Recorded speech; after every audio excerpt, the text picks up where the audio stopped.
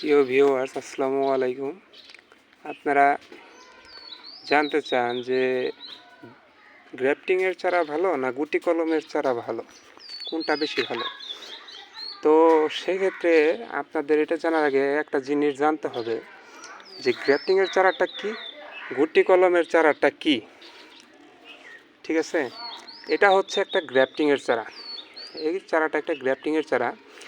Grafting মূলত করা হয় এমনিতে যে বীজের চারাগুলো আছে, বীজের চারার উপরে, এই যে বীজের চারার উপরে উন্নত মানের সায়ন লাগানো হয়, সেটার থেকে একটা উন্নত গাছ হয়।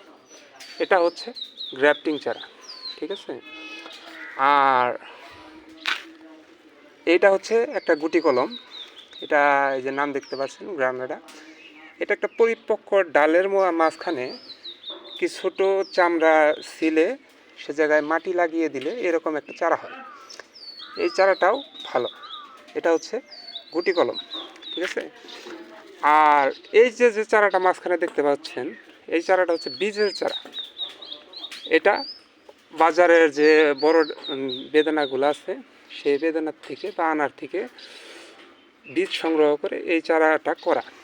তো এই জায়গায় 3 কোয়ালিটির চারা আমি আপনাদের দেখাচ্ছি। তো তিনটা চারার ভিতরে কিছুটা ভালো কিছুটা খারাপ দিক আছে।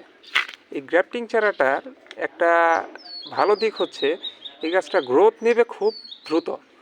এই পাতাগুলো দেখতে পাচ্ছেন অনেক ক্ষেত্রে বড় হয়ে গেছে এবং এটা গ্রোথ নেবে দ্রুত, কারণ এটা একটা বীজের চারার উপরে করা।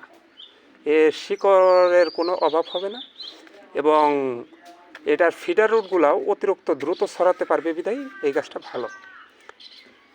এটা হচ্ছে গ্রাফটিং। গ্রাফটিংয়ের চারা প্রচুর দ্রুত বৃদ্ধি পায় এবং ফল অনেক ক্ষেত্রেই ভালো হয়।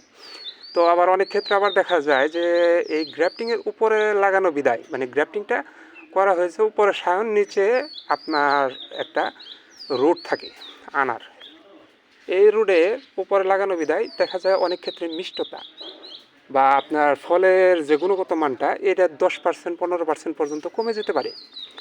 এটা হচ্ছে আপনার গ্রাফটিংয়ের একটা দোষ। আর গুটি কলমের চারাটা গ্রোথ নেবে একটু আস্তে আস্তে, মানে সময় নিয়ে, কিন্তু ফল হবে ছোটো গাছের থেকেই। ফলগুলা আপনার ছিঁড়ে রাখতে পারেন গাছ গ্রোথের ক্ষেত্রে, এবং গাছটা পিঞ্চিং করে অনেক ক্ষেত্রে মানে একটু সময় লাগবে, আপনার 1-1.5 বছর টাইম লাগবে।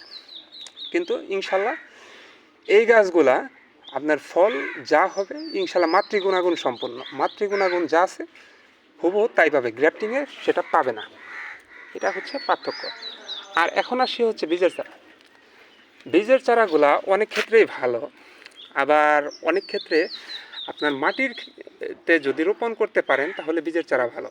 এই গাছগুলো অনেক বড় হবে এবং এটায় অনেক ফুল ফল আসবে, এবং এটা দেখা যায় যে আপনি বীজের চারা রোপণ করছেন, আপনার এক গাছে অনেক ভ্যারাইটি লাগাতে পারবেন। এই যে যেমন এই ডালে এগুলা ডালগুলো পরিপক্ক হয়েছে, এই সবগুলো ডালে প্রায় 7টা থেকে 8টা জাত আপনি এক গাছে রূপান্তরিত করতে পারবেন।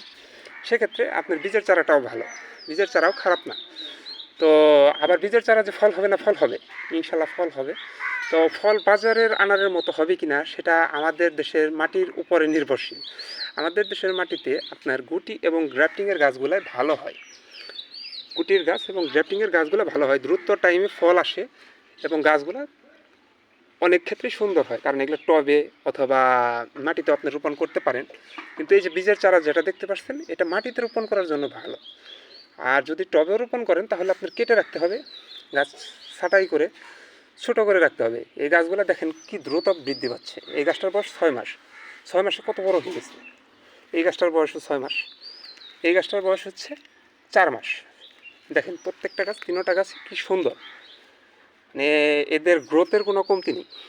ঠিক আছে, ইনশাল্লাহ কথা হবে পরবর্তী অন্য নেক্সট কোনো ভিডিওতে। সবাই আশা করি ভালো থাকবেন ইনশাল্লাহ। আল্লাহ হাফেজ, আসসালামু আলাইকুম।